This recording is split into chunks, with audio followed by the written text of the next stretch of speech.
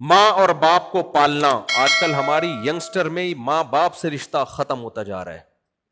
آپ کو میں عجیب بات بتاؤں، دیکھو میری دنیا میں بڑی ٹریولنگ ہوتی ہے، اتنا بے وقوف میں ہوں نہیں جتنا نظر آتا ہوں. لوگ سمجھتے ہیں 4 شادیاں کی ہیں تو دنیا کا سب سے بے وقوف انسان یہی ہے، اور 19 بچے ہیں تو سب سے بے وقوف آدمی یہی ہے. اتنا نہیں ہوں جتنا آپ سمجھتے ہو. دنیا میں پتہ ہے کیا ہو رہا ہے؟ حقوق کی باتیں، حقوق، رائٹس. آج کل بہت سارے رائٹس کی باتیں ہو رہی ہیں نا، جانوروں تک کے حقوق. سائنسدان نا جب خلا میں کسی کو بھیجنا ہوتا ہے نا چاند وان پہ، تو پہلے بندروں پہ اور چوہوں پہ تجربہ کر رہے ہوتے ہیں. پہلے اس کو بندر کو بھیج کے دیکھو بچ کے آ گیا تو پھر ہم بھی ٹرائی ماریں گے. سارے تجربے انسانوں سے پہلے کس پہ ہوتے ہیں؟ جانوروں پہ، چوہوں پہ، بندروں پہ. تو ایک جانوروں کے حقوق کی ایک تنظیم نے نا رشیا میں، جب یہ ناسا والوں نے جو رشیا کے جو خلا میں بھیجنے والے سائنسدان ہیں انہوں نے بن مانس وغیرہ پہ تجربے کیے، تو جانوروں کے حقوق کی تنظیمیں کھڑی ہو گئیں کہ اسٹاپ کلنگ اینیملز، جانوروں کو مارنا، کیونکہ بہت سے گئے اوپر ان کا انا للہ ہو گیا. بندر کو بھیجا وہ شارٹ ہی ہو گیا مارکیٹ سے نا، وہاں اس کا دم گھڑ گیا، کیا ہو گیا. ایک بن مانس بچ کے آیا تھا تو اس کو پھر انہوں نے 10 سال تک رکھا، اس کی بڑی سیوا کی کہ یہ زندہ بچ کے آ گیا ہے. تو اس پہ لوگوں کی تنظیمیں نکل آئی تھیں کہ جانوروں کو قتل کرنا چھوڑ دو. تو جانوروں کے حقوق کے لیے تنظیمیں بنی ہوئی ہیں، ہے یا نہیں ہے؟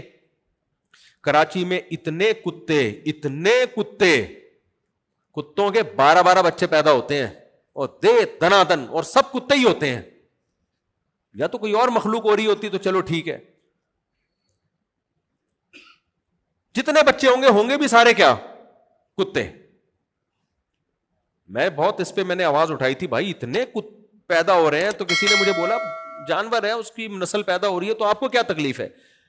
میں نے کہا پیدا کتے ہو رہے ہیں نا، یعنی اگر کتے سے کچھ اور مخلوق پیدا ہو رہی ہوتی تو ہم اس پہ مشورہ کر لیتے. 2-4 کتے بھی کافی ہوتے ہیں ٹینشن دینے کے لیے. یہاں کتوں کی ایک پوری نسل پیدا ہو رہی ہے، اور انسانوں کی نسل روکنے کے لیے فیملی پلاننگ والوں کی پوری تنظیمیں، اربوں کھربوں روپے خرچ ہو رہے ہیں اس پہ. کتوں کو فری ہینڈ دیا ہوا ہے. کتوں کی وجہ سے لوگوں کی ٹانگیں ٹوٹ رہی ہیں. اب تو کچھ کم ہو گئے، بہت زیادہ تھے، اب بھی بہت ہیں.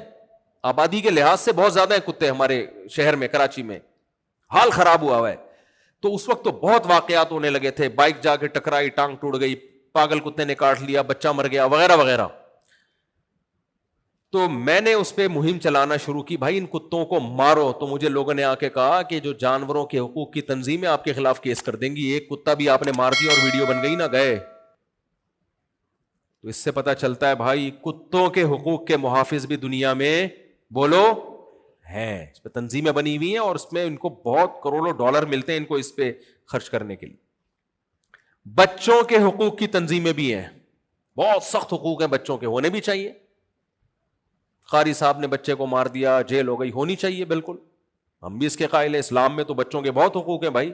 نبی صلی اللہ علیہ وسلم کی خدمت کی انس بن مالک 10 سال، کہتے ہیں نبی صلی اللہ علیہ وسلم نے 10 سال میں کبھی مجھ پہ ہاتھ نہیں اٹھایا اور کبھی ڈانٹا تک بھی نہیں. جائز ہے بچہ شرارت کر رہا ہو تو ماں باپ اٹھا سکتے ہیں ہاتھ اس کے اوپر، ہر ایک کو اجازت نہیں ہے. بچوں کے حقوق کی تنظیمیں، خواتین کے حقوق کی تنظیمیں. ابا ہمارے یہاں ایک وہ ہیں، وہ آج کل اسمبلی میں گئی ہوئی ہیں، وہ خواتین کے حقوق کی علمبردار بن کے سارے سیکولر قوانین نافذ کروا رہی ہیں اسمبلی میں، کوشش کر رہی، کوئی آواز اٹھانے والا نہیں ہے اس کے خلاف. محترمہ نے قانون بنانے کی کوشش کرنی ہے، جو مرد اپنی بیوی کو گھر سے باہر نکال دے گا اس اتنے لاکھ جرمانہ اور جیل. غلط ہے، بیویوں کو گھروں سے باہر نکالنا اچھا کام نہیں ہے. لیکن تحقیق تو کی جائے نا پہلے کہ اس نے ناجائز نکالا ہے یا جائز نکالا ہے. نہیں، تحقیق نہیں، جو بھی گھر سے باہر نکالے گا جیل. بھائی اگر کوئی معقول ریزن تھی تو پھر تو کیس نہیں ہونا چاہیے نا. لیکن نہ، خلا کے نام پہ جو ڈرامے بازی ہو گئی ہے، کوئی بھی عورت کورٹ میں جائے کورٹ خلا پکڑا دیتی ہے. طلاق کا پورا پورا حق عورت کو دے دیا، تو بیوی اور گرل فرینڈ میں فرق کیا ہو گیا؟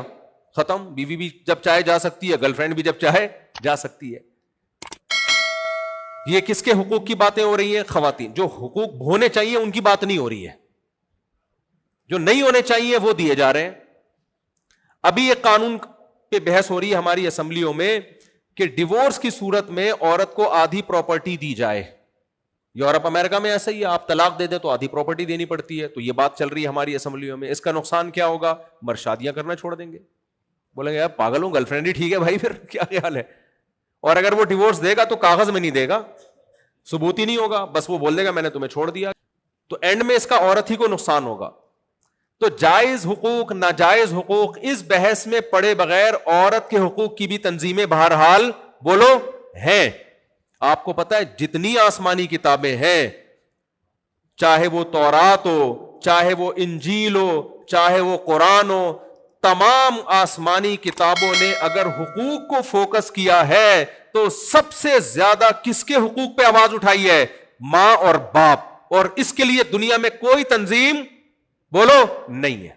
یہ ہے مذہب کو جب سوسائٹی سے نکالو گے تو جس کا حق سب سے زیادہ ہے اس کا بالکل بھی نہیں رہے گا, اور جس کا حق سب سے کم ہے بلکہ جو حق بنتا ہی نہیں ہے وہ حقوق بھی دے دیے جائیں گے اس کو. سمجھ میں آ رہی ہے کہ نہیں آ رہی ہے؟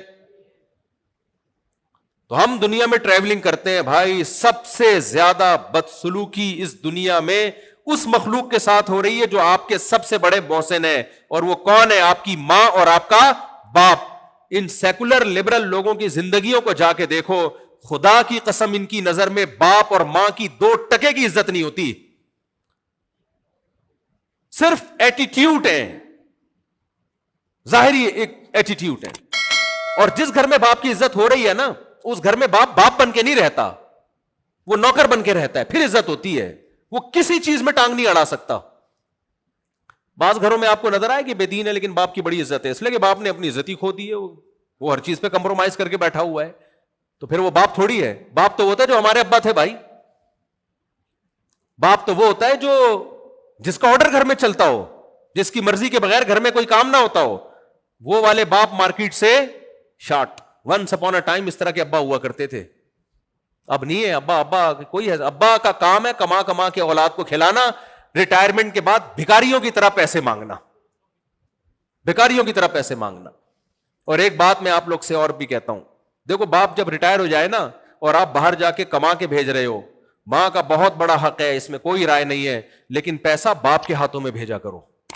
لوگ کیا کرتے ہیں, بیٹا ماں کو بھیجنا شروع کر دیتا ہے, باپ جس نے ساری زندگی کھلایا پھر وہ اپنی بیوی سے بھیک مانگ رہا ہوتا ہے, پان گٹکے کے پیسے بھی کس سے مانگ رہا ہوتا ہے. تو یہ اس کی شان کے خلاف ہے. آج تک وہ سپیریئر تھا, وہ کھلاتا رہا, تو بیٹا جب جوان ہو گیا وہ کما کے ابا کے ہاتھ میں دے پیسے, تاکہ وہ جیسے پہلے گھر چلا رہے تھے آج بھی وہی گھر چلائے. الگ سے سائڈ میں اما کو بھی دے وہ, تاکہ اما بھی اپنے پان گٹکے کے پیسے نکالے, وہ اما کو بھی دے. میں یہ نہیں کہہ رہا ان کو محروم کرے, ان کی ساری ضرورتیں پوری کرے, لیکن گھر کا جو بیسک نان نفقہ جیسے پہلے باپ نے اٹھایا ہوا تھا اب بھی کون اٹھائے گا؟ باپ اٹھائے گا. میں نے زندگیاں دیکھی ہے, بیچارہ ریٹائرمنٹ کے سب کچھ باپ کا کمایا ہوا ہوتا ہے, وہ سڑ رہا ہوتا ہے گھر میں, چل ہی نہیں رہی ہوتی اس کی. تو ماں کے ساتھ حسن سلوک کا حکم ہے, 3 گنا حق زیادہ ہے, میٹھے لہجے سے بات کرو. لیکن سربراہ کون ہے؟ بولو نا یار, سربراہ تو باپ تھا, باپ ہی رہے گا, موت تک باپ رہے گا.